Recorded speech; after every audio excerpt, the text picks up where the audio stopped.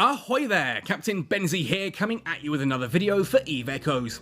Today's video is another list because apparently you folks quite enjoy these, but instead of ranking places I want to see added, my favourite nebulae, ranking the weapon systems or faction frigates, today we're looking at the 5 things I wish they had added before adding capital ships. Now look, I'm glad that the folks who want to fly capital ships are going to be able to do so. I just don't really think that EVE Echoes has enough of the right kind of content to support them yet. I've gone over this at length on other videos though, so do be sure to check those out if you're curious as to why I'm personally not very excited. Now yes, it's true that EVE Echoes is a long-term game, and so the time may come when that content is added and capital ships do become more useful. But since that content isn't here yet, well, I wish the time and effort had been spent elsewhere. But on what, you ask? Well, that's what this video is for. And if you do enjoy this, please help me out by smacking that like button and dropping a sub to the channel. Seriously, it really helps. Alright then, here we go. 5 things I wish they'd added before capitals. And before you stress yourself out about the order, this video isn't really in one. It's just 5 things as I thought of them. So let's go.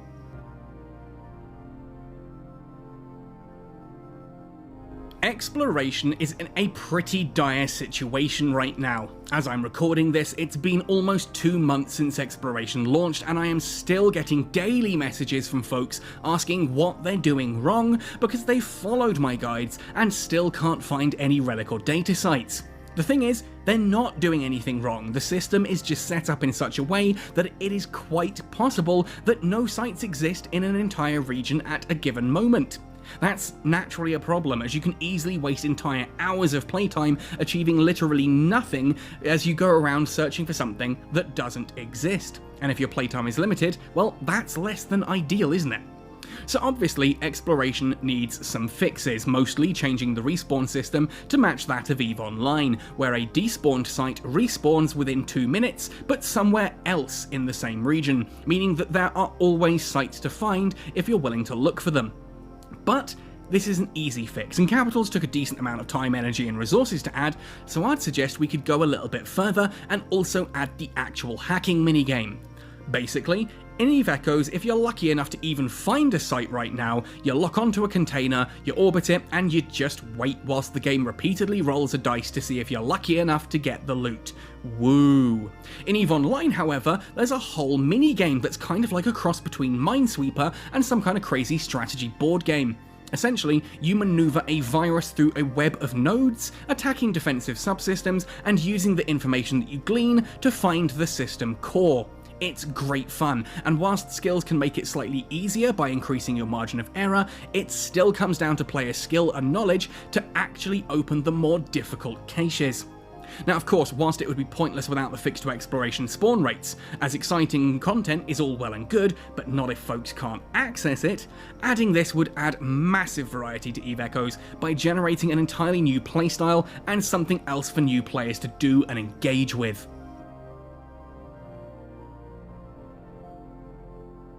Speaking of adding variety to EVE Echoes, I think one of the biggest changes or additions to the game we could get is to the mission system. Now, whilst some folks continue to complain that scanning has made the game impossible for them to enjoy, since now they actually have to play the game or accept that high-sec safety won't earn low-sec ISK. Seriously, I don't get how some folks still feel that they deserve the best rewards that the game has to offer whilst not actually engaging with the game itself. Anyway, I do agree that high-sec mission grinding can get pretty dull. Now please note that I don't think that high-sec should be more lucrative or that low-sec should be safer. I really don't think either of those things. I think that the ISK to safety ratio of high-sec and low-sec is absolutely fine right now. I do, however, believe that those missions could be more exciting. Now in EVE Echoes, let's be honest, missions are basically warp in, kill wave 1, kill wave 2, kill wave 3, kill wave 4, fight off the urge to fall asleep, and then move to the next one. It's not exactly the most thrilling of content to engage with, is it? Now in EVE Online, missions are very, very different. For starters, they follow actual stories. You complete the first mission, then the second one unlocks, and the whole thing tells a story in a string. Beyond this, there's a lot of variety to what you actually have to do in those missions. The new tutorial system in EVE Echoes, involving flying alongside the DED, shows that this kind of content is definitely possible. Now imagine for a moment that a hauler delivering precious supplies has failed to show up at a station. Firstly, you need to investigate the wreckage to see what happened. It's derelict, but whilst you're investigating, some pirates show up and, well, you take them down. Now, you have a lead on who attacked the hauler, but you need more info. So you jump back out and act as an escort for another hauler, and when those pirates show up again, you fight off a few waves until you find a decoder on one of their wrecks that hooks you into their comms network. Now, this allows you to find out who their boss is. You fly out and attack grunts until the boss shows up to take you down. Then you hold him in place with webs or scrams until DED can come and grab him for questioning. As a side here, you'd probably fail the mission if you destroyed him, because, well, they need him alive, right? Now, during questioning, you find out where their stash is and their base of operations. First of all, though, the stash. You warp to the location and fight rats until you find the codes to access the cache, or you can rush in and try and hack it if you have the skills to do so. However you choose to do it, you recover the loot and then you decide to take on the pirate's base. Again, this could be a firefight or a gauntlet run. Do you thin the waves of enemy pirates, or do you just rush the base and try to take it out before you yourself are killed? It's the destruction of the base that's the victory condition, not the rats themselves. So whatever happens, the pirate outpost is dealt with and the loot returned. Now, it's effort to add this kind of thing to EVE Echoes for sure, but it adds both to the lore and the immersion into the EVE universe, and I'd argue that this would be an infinitely better use of effort and energy than adding capital ships. Okay, I'll admit that this one is just a bit wishy-washy, and I've talked about this at length in other videos, but considering how much I talked for number 2, I needed something a little shorter for number 3 while I catch my breath. For the most part, things are pretty good in EVE Echoes right now as far as balance is concerned. Most weapons are useful and they give meaningful choices. Armor tanking and shield tanking both feel pretty good in different situations, and there's a good amount of ship variety, with a few notable exceptions. Frigates are in a bad way, interceptors are overpowered, exploration frigates lack slots, stealth bombers can't apply their damage, and where the heck is the Rifter? Destroyers, however, are even worse. Tech 10 added semi-useful assault destroyers, but even then the Algos and especially the Corax are massively outclassed, and don't get me started on the complete and utter lack of any meaningful turret destroyer.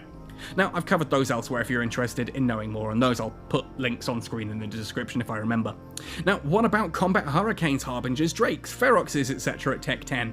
Basically, if Tech 10 is going to be the endgame experience for everyone, then we need to make sure that all the bases are actually covered, and right now they're not. If I want to fly a hurricane, my best combat option is a Tech 8 ship, and that just doesn't cut it once everyone else is flying Tech 10 battleships. Capitals don't fix this. Instead of adding a whole new class of ships for people at the top to fly, why not fix the classes we already have and give everyone full options? Not to mention that there are some outliers with balance too. I don't think anyone would seriously disagree that large torpedoes are utterly useless, or that Apocalypse Strikers are just insanely good as a ship, rendering other options utterly disappointing by comparison. Basically, fly an Apocalypse Striker in its current situation, then fly any other ship and tell me that you don't just immediately want to go back to the Apocalypse Striker. Now, we could spend some time fixing what we have and adding versatility to that. People have skills in different ship classes and they want to be able to use those, but all adding capitals does is distract us away from missing ships in the classes we love by adding a new class that doesn't actually do all that much. Colour me disappointed. Oh boy, this is the big one that always stirs up a hornet's nest in the comment section below. Now, whilst many folks will point the finger at the flawed insurance system as the reason the industry is suffering, I feel this isn't entirely accurate. I feel the considerably bigger issue is the race to the bottom we've all been experiencing since day one of EVE Echoes. Mining progression in EVE Echoes involves getting a bigger mining hold and higher efficiency lasers, basically mining faster and faster as you climb the tech levels. Now, all this means is that a Tech 10 player generates a whole ton of ore, and a Tech 5 player generates significantly less. Nothing meaningful, to be fair. It's all about harvesting ore faster and faster and faster, which seems fine on the surface, and it's kind of an exciting thing. Oh, I can harvest more ore, and I can harvest it even faster now. Until you realise that almost nothing is making a dent in the huge stockpiles of ore that we already have sitting around. Now, what happens when you have a whole ton of something more than anyone can use? Well, basic market economics will answer that question fairly comfortably. It drops in value. We have huge stockpiles of ore in EVE Echoes, and crafting just is not removing it from the game. And yes, you can make the argument that ultimately insurance being added has reduced the amount of crafting going on, thereby the amount of ore and materials being destroyed from the system. However, if insurance is here to stay, we need to stop using it as a scapegoat and look for actual meaningful systems. Basically, this just means that ore is getting cheaper and cheaper, and it's impossible to profit from it unless you're in a fully tricked out Covetor 2. Sure, we could add the porpoise and orca, and we could add mining foreman links, etc. to make mining even faster, but all that's going to do is increase the stockpiles and devalue ore even more. What we need, however, is a complete overhaul of blueprints to use less ISK but more minerals. Also, reducing the amount of minerals that get reprocessed from ore could help make ore more valuable, and maybe even events where Concord buys certain ore at high prices could be added. This pays miners whilst removing ore from the market. Win-win. We could also argue that adding belt rats could spice things up for miners, making it a bit more interactive, thus also making mining ore harder to harvest, and therefore more valuable. Now, all of this goes a ways to assisting struggling industry. You know what doesn't help, however? Capitals. We know that the components don't use all that much ore, and that ISK is by far the limiting factor in all of these ships' construction. It's also unlikely that demand for these will be all that large, meaning, well, nothing good for industry after the initial rush to build all these capitals dies out. It's a short burst that doesn't really fix anything. If you remember the run-up to EVE Echoes launch, NetEase made this big show of announcing that they were adding an entire new faction to the game, the Yunjung. The Yunjung do exist in the lore of EVE Online as well, supposedly the first to settle in New Eden and masters of warp technology. They're never actually seen in the game though, outside of a few nods and references in some text here and there. EVE Echoes, however, was going to change this by adding exciting new ships and a whole new weapon system, the Decomposer. Well, we got the Shunyue prototype and the Kanyue prototype, and some folks, myself included, absolutely loved these. The ship trees also show the non-prototype versions of these, and having flown both of them on Fulmination, they're pretty cool and exciting, and I really want the Shunyue destroyer. So where are they? Well, it's been over a year since launch, and we have almost no more information about these ships, nor any way to get the fittings and prototypes that we originally had as login rewards, which means if you lost those or destroyed them and fancy going back and trying them out again, well, you're straight out of luck. It's not going to happen. A developer Q&A did announce that the Yunjung were coming to the Scholar Point exchange in July. Well, open up the store and check. Whether this was going to just be stuff from the login rewards or the rest of the stuff remains to be seen. We'll never know. It just didn't happen. They're not there. They also showed information of the Mochizuki and a Yunjung Force Auxiliary back in April, but nothing since. It's October now, and we appear to be no closer to getting this exciting new faction that was played up as a huge exciting part of EVE Echoes than we were at launch. Now, I just feel sorry for anyone who enjoyed the prototype ships and ended up skilling into Decomposers. Sure, you can use them on the Celestis and Scorpion hulls, but considering the rarity of the fittings and the lack of meaningful meta levels, there are almost always better options available. It's just disappointing that such an exciting, groundbreaking EVE Echoes exclusive faction that was played up as such a huge feature for the game is still yet to materialise an entire year on. But hey, at least we're getting the capital ships, right? So there we have it, 5 things that I think could, and probably should, have been added to EVE Echoes before Capitals were.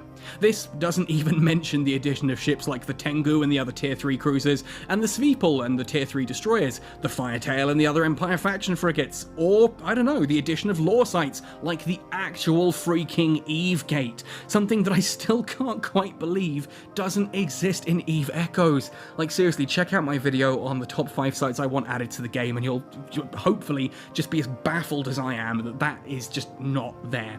Anyway, I've done a video on those 5 exploration sites I'd like to see, and I'll probably do a video of the ships I'd like to see added too at some point if you folks are interested. Let me know. The thing is, capitals are here, and I may not think that they're needed yet, mainly because their use of attacking citadels and other capitals is hideously niche currently, but they're coming. Nothing can change that, and I'm glad that folks who are excited to fly them are going to get to do so. I just hope that it's not as disappointing for them as I'm worried it's going to be. I could even be completely wrong, and capitals could utterly revolutionise EVE Echoes. I don't think I am wrong, but I acknowledge the possibility. This isn't meant as some bitter video lamenting the situation. Ultimately, the title just capitalises on the current situation, see what I did there, but rather as something I'd like to see them focus on now that capital ships hopefully are out of their system. Maybe you agree with some of these points, maybe you don't, maybe you disagree with some, maybe you've got your own list of things that you'd like to see added to EVE Echoes. Well, let me know all of that in the comment section down below. Otherwise folks, happy sailing, and see you in New Eden.